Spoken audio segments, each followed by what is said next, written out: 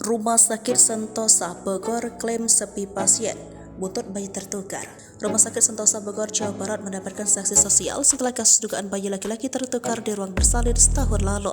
Juru bicara Rumah Sakit Sentosa, Greg Jaco, mengungkapkan dampak dari kasus tersebut adalah kerugian karena menurutnya jumlah pasien yang datang ke rumah sakit untuk berobat.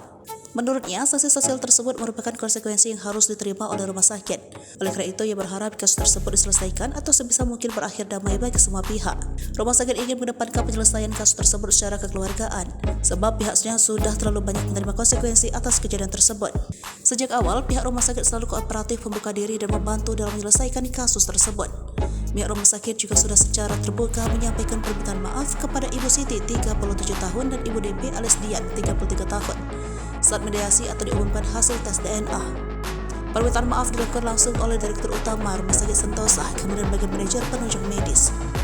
Hasil tes DNA terhadap dua bayi laki-laki dinyatakan tertukar dari orang tuanya biologis atau ibu kandungnya.